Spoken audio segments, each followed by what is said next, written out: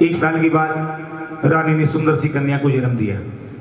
पूरे राज्य में खुशियां मनाई, मिठाइयां बंटवाई। राजा ने पंडित जी को बुलवाया। पंडित जी ने आकर कन्या को देखा। राजा ने कहा, पंडित जी जल्दी से इस कन्या का नामकरण कीजिए, ये मेरी आंखों का तारा है। बोले सच्चे दरबार की। कन्या को जन्म दिया। पहली कन्या के मुकाबले दूसरी कन्या का रंग सांवला था और उसके मुख पर चेचक के दाग थे। राजा को बुलवाया। राजा भी कन्या को देखकर हैरान रह गए। पंडित जी को बुलवाया।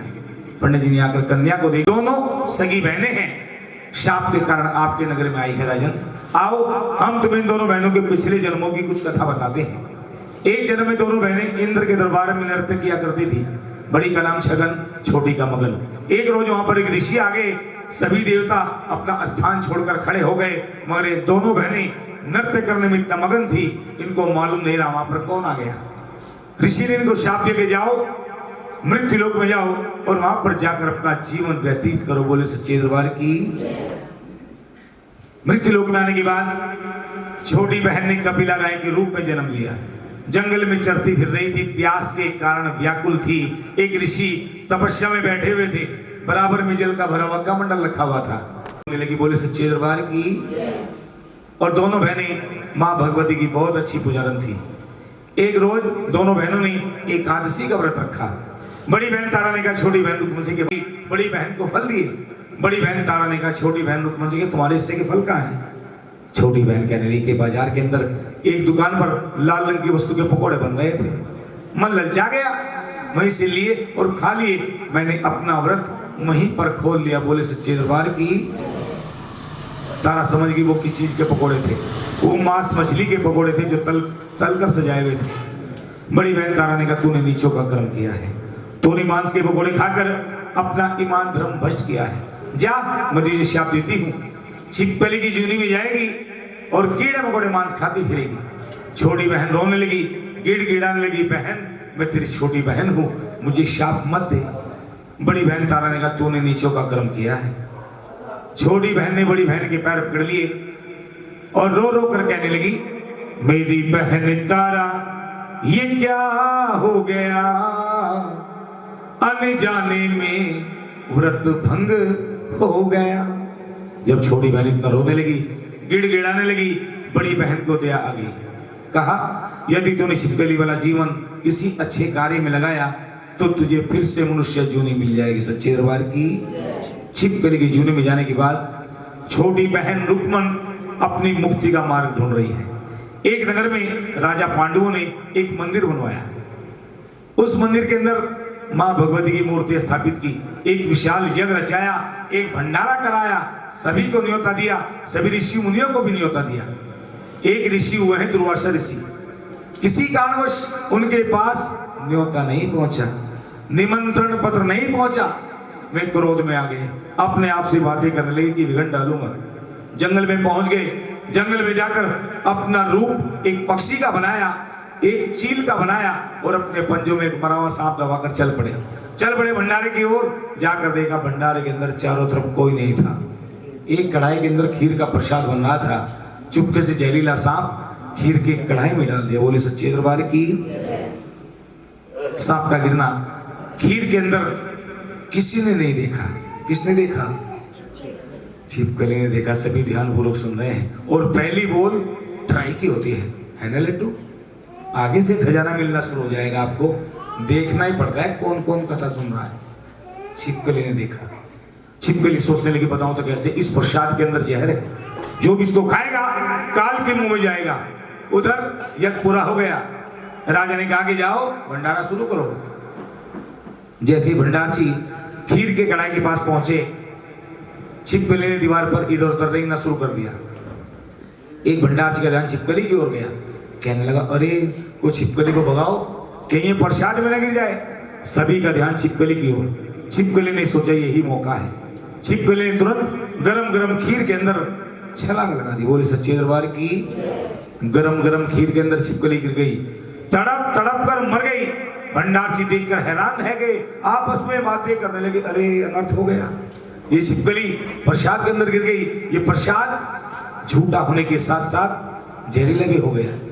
भंडारची ने राजा से जाकर कहा कि राजन, प्रसाद के अंदर एक छिपकली गिर गई, राजा ने कढ़ाई के पास आकर देखा, छिपकली को देखकर छिपकली को बुरा भला कहा, नहीं छिपकली तूने प्रसाद खंडित किया, तू नीच है और नीच ही रहेगी। छिपकली को शाप दे दिया, भंडार से सिखा के जाओ, इस खीर के कढ़ाई को लेकर जंगल में पहुंच जाओ, जंगल में जाकर एक गड्ढा खोद कर इस खीर को उस गड्ढे में डाल देना, ऊपर से मिट्टी डाल देना ताकि कोई जानवर ना खा सके और किसी इंसान का इसके ऊपर पैर ना आ सके। ये प्रसाद है, बोले सच्चे दरबार की। भंडार जी खीर की कढ़ाई को लेकर जंगल में पहुंचे, जंगल में जाकर एक गड्ढा खोदकर जैसे खीर को डालने लगे, नीचे से मरे हुए सांप का पंजर देखकर हैरान रह जाते हैं। पूरी कहानी समझ में आ जाती है, आपस में बातें करते हैं, अरे ये छिपकली ने तो हमारी जान बचाई है, यदि आज ये छिपकली हमारी आंखों के सामने ना गिरती तो हमें क्या मालूम था इसके अंदर पहले से जहरीला सांप पड़ा हुआ है। भंडार जी राजा के पास पहुंचे, राजन आपने छिपकली को बुरा भला कहा, आपने छिपकली को शाप दिया, उस निर्मोही छिपकली ने हमारी जान बचाई है, प्रसाद के अंदर पहले से जहरीला सांप पड़ा हुआ था। राजा सोच में पड़ गए, छिपकली के लिए फरियाद करने लगे, माँ के मंदिर में पहुंच गए। मंदिर में जाकर माँ से प्रार्थना की, माँ से कहा, माँ मैंने जितना भी यश कमाया है इस निर्मोही छिपकली को लग जाए, मेरा शाप झूठा पड़ जाए।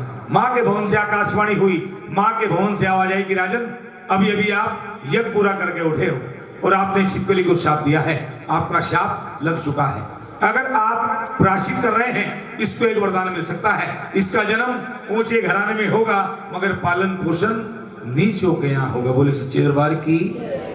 कथा समझ में आ रही है? बिल्कुल सीधी सच्ची कथा कह रहा हूं। बताइए, पहले लेडीज फर्स्ट है भैया, बताइए ये कथा कौन किसको सुना रहा था?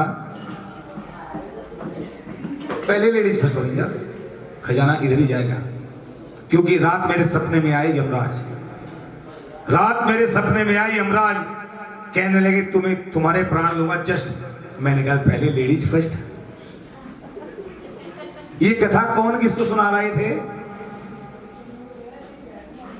आप तो मुझे ऐसे देख रहे जैसा मैं किसी चिड़ियाघर से भाग कर आया हूं, ऐसा तो नहीं लग रहा मुझे, तो क्या लग रहा। ये कथा कौन किसको सुना रहे थे बताओ कुछ? किसने?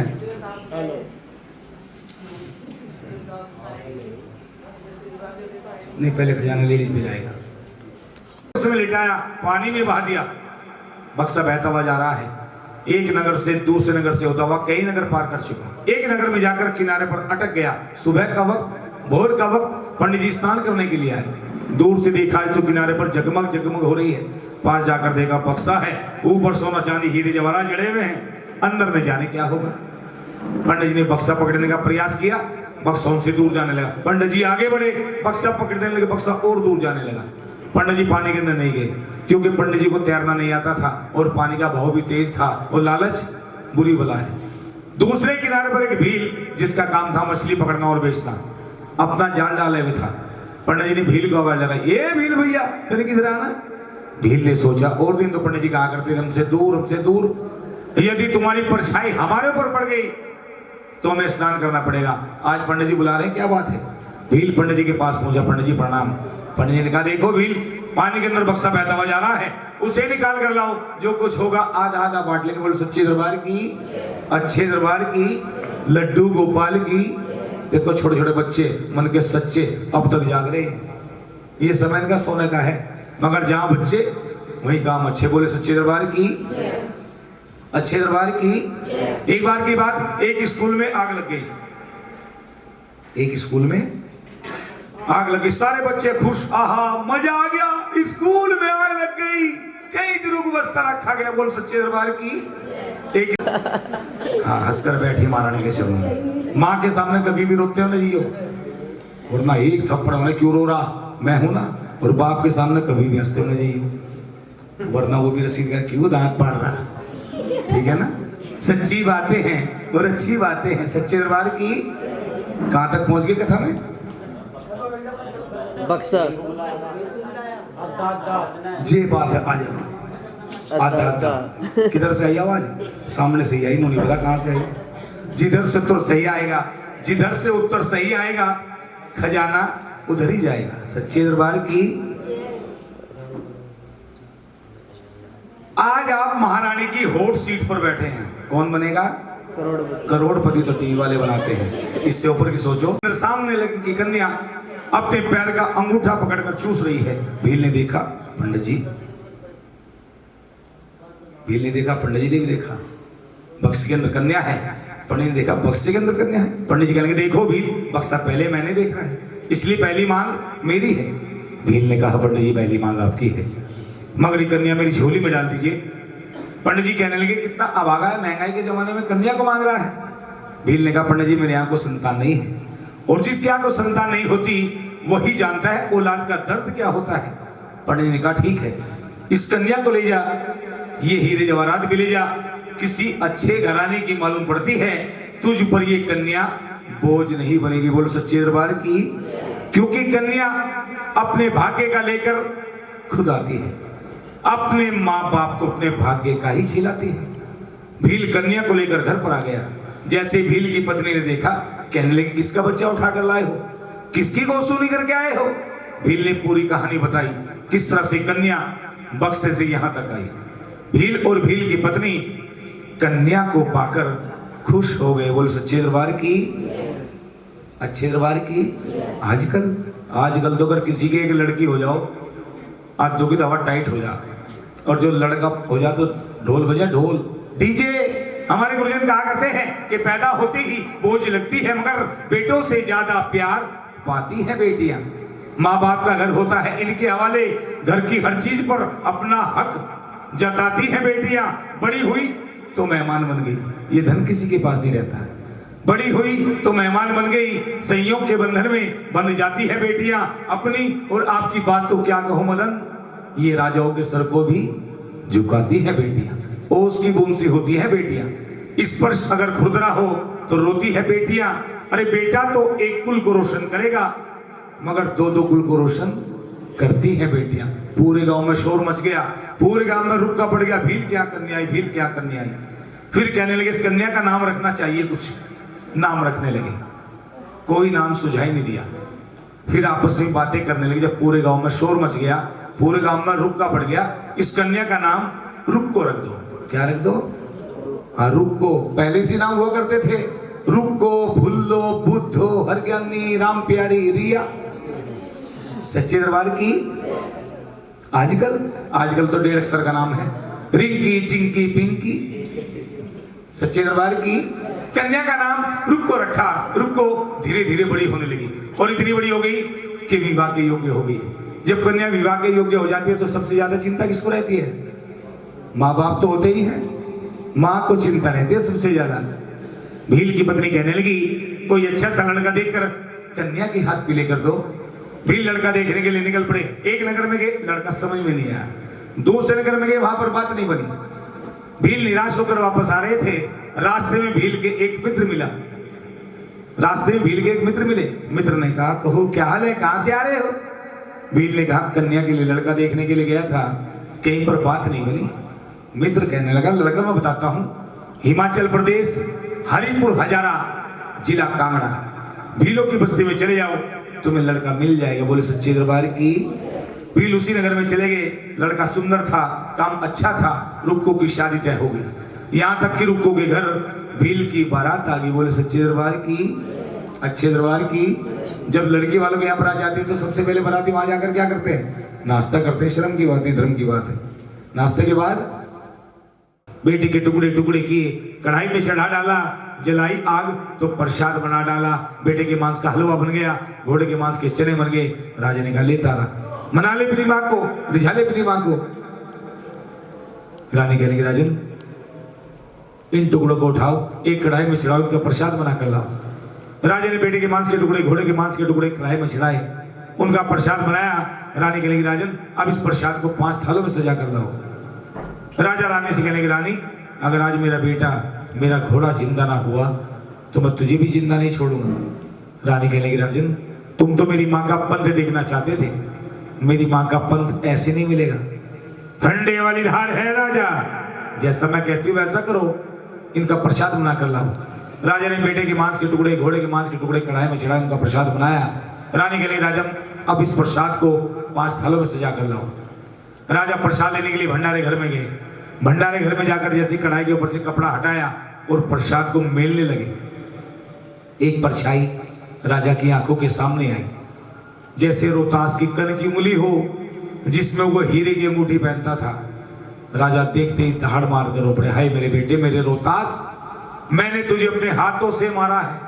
उधर रानी इंतजार कर रही है। राजा भंडारे घर में गए थे प्रसाद लेने के लिए, अभी तक नहीं आए। इंतजार देखकर रानी भंडारे घर में जाती है, जाकर देखती है राजा रो रहे हैं।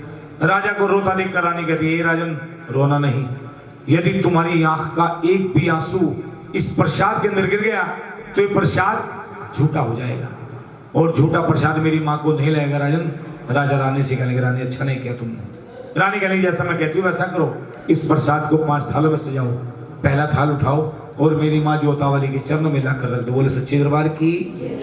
राजा ने प्रसाद को 5 थालों में सजाया, पहला थाल उठाया, माँ जोतावाली के चरणों में जा रहे हैं, भरे गले से कह रहे हैं, मैं अपने दिल के टुकड़े का जनाजा लेके आया, ये मैंने लाड से पाला, ये मेरे दिल का टुकड़ा है, ये कितना प्यारा सा बच्चा, चांद सा इसका मुखड़ा है, ले तारा तारा ले तारा नैन तारे का जनाजा लेके आया हूं। ले तारा मना ले अपनी माँ को, रिझा ले अपनी माँ को। राजा ने पहला थाल माँ जोतावाली के चरणों में लाकर रख दिया। बोले सच्चे दरबार की।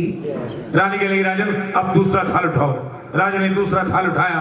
रानी के लिए, राजन ये दूसरा थाल तुम्हारे नीले रंग के घोड़े के लिए है, घुड़साल के अंदर जाओ, अपने नीले रंग के घोड़े को खिला कर आओ। राजा दूसरा थाल लेकर घुड़साल के अंदर पहुंचे। नीले रंग का घोड़ा राजा को देखकर हिन हिना कर खड़ा हो गया। बोले सच्चे दरबार की। राजा ने सोचा कहीं मैं घोड़े के वियोग में मर ना जाऊं। रानी ने इसी रंग का घोड़ा लाकर यहाँ पर बांध दिया। रानी के पास पहुंची। रानी कहने की, राजन अब तीसरा थाल उठाओ। राजा ने तीसरा थाल उठाया। रानी कहने की, राजन ये तीसरा थाल तुम्हारे बेटे रोहतास के लिए।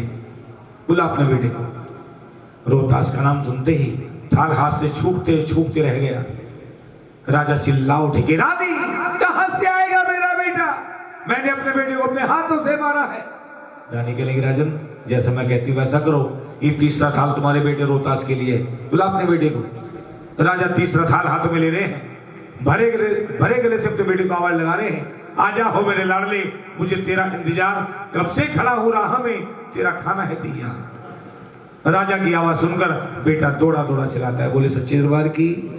बेटे को देखकर राजा हैरान रह जाते हैं, परेशान हो जाते हैं। मेरे बेटे, मेरे रोहतास, मैंने तो तुझे अपने हाथों से मारा था, तू जिंदा कैसे हो गया? बेटे ने कहा, पिताजी आपने मुझे मारा कब? जब आपने आंखों पर पट्टी बांधी और तलवार चला दी। ये माँ कंजक रूप में आई, छोटी कन्या के रूप में आई और मुझे अपनी गोदी में उठाकर ले गई पिताजी। और पिताजी मैं तो केसर की बगिया में झूला झूल रहा था। काय की बगिया में? जानते हो केसर काय में आता है? केसर बोरी में नहीं आता, डब्बी में आवे 1000 रुपए तोला। केसर की बर्फी, केसर का दूध, ओए होए, मैं तो केसर की बगिया में झूला झूल रहा था और आपका घोड़ा भी मुझे बगिया में घुमा रहा था। राजा ने कहा, बेटे तो यहाँ पे कैसे आया? बेटे ने कहा, पिताजी जब आप रो रहे थे, माँ ने कहा, बेटे तुम्हारे पिताजी रो रहे हैं, चलो मैं तुम्हें उनके पास लेकर चलती हूँ। माँ ने मेरी उंगली पकड़ रखी थी और मुझे लेकर यहाँ पर आ रही थी। माँ का एक पैर दरवाजे के अंदर था, दूसरा पैर दरवाजे के बाहर। आपने आवाज लगा दी, आजा हो मेरे लाडले, मुझे तेरा इंतजार। माँ ने मेरी उंगली छोड़ दी पिताजी। राजा ने कहा, बेटे माँ अंदर क्यों नहीं आई? बेटे ने कहा, पिताजी मैंने माँ से बहुत कहा, महल के अंदर चलो माँ, घर के अंदर चलो माँ। माँ ने कहा, नहीं बेटे, तुम्हारे पिताजी ने तुम्हें बुलाया है, मुझे नहीं बुलाया, और बिन बुलाए मैं किसी के यहाँ नहीं जाती। राजा रानी से कहने की, रानी माँ दरवाजे तक आई और वापस चली गई। एक बार माँ का दर्शन करा दे, माँ का दीदार करा दे, चाहे प्राण पखेरु उड़ जाए। रानी कहने की, राजन अब भी तुम्हारे अंदर अहंकार है, अहंकार को त्याग दो, सच्चे मन से मेरी माँ को याद करो, तुम्हें मेरी माँ दर्शन देने के लिए जरूर आएगी। बोल सच्चे दरबार की। कभी भेद दिलों के माँ से खोलियो, कल को सारी रात। राजा ने सच्चे मन से मां को पुकारा, मां को याद किया। मां कंजक रूप में, छोटी कन्या के रूप में आकर अपने दरबार में विराजमान होगी। बोले सच्चे दरबार की। मां ने आते ही राजा को आवाज लगाई, होश में आ राजा, होश में आ राजा। राजा ने सर उठाकर देखा सामने मां है। मां को नमन किया, मां को सिर झुकाया। मां ने कहा, राजा ये जो तुम्हारी रानी है जिसका नाम तारा है, मेरी सच्ची और अच्छी पुजारन है, जो भीलों की बस्ती में रहती है, जिसका नाम रुकमण है, प्यार से जिसे रुक को कहते हैं, वो कोई और नहीं तारा की छोटी बहन है। ये दोनों सगी बहनें शाप के कारण कई जन्मों से भटकती आ रही है। आज इन दोनों बहनों का मिलन हुआ है। राजा वरदान देती हूं, जब तक धरती और आकाश रहेगा, मेरी दासी तारा और रुकमण का नाम रहेगा। कलयुग में भक्त लोग मेरे नाम का जागरण करेंगे। उस जागरण के अंदर जो भक्त मुझे सच्चे मन से नारियल की भेंट चढ़ाएगा, उसकी सभी मनोकामना मैं पूरी करूंगा। सच्चे दरबार की। नारियल की भेंट क्यों चढ़ाते हैं मां को? क्या मतलब है नारियल का? शीश का प्रतीक होता है नारियल। जिस तरह हमारे सर के ऊपर बाल होते हैं, नारियल के ऊपर भी ऐसे होते हैं। छील कर देखेंगे 3 निशान दिखाई देंगे, जैसे खोपड़ी में 3 निशान, चेहरे की आकृति, अंदर सख्त भाग होता है, खारा पानी होता है। सच्चे दरबार की। राजा ने दरबार से तिलक की कटोरी उठाई, पहले मां को तिलक किया, फिर अपने बेटे को तिलक किया। मां ने कहा, एक बात और सुन राजा, चौथा थाल तुम्हारा है और 5वां थाल मेरी दासी तारा का है। कलयुग में भक्त लोग मेरे नाम का जागरण करेंगे। उस जागरण के अंदर अगर मेरी दासी तारा और रुकमण की कथा नहीं कही, जिस भजन में राम का नाम ना हो, उस भजन को गाना, जिस जगह पे अपना मान ना हो। देखो इन्हीं के बड़ा भजन है, सारी एक लाइन में होगी। साबर क्या बात कह रहा था? पांडव कितने भाई थे? 5। कितने? 5 नहीं, समस्त नारी जाति को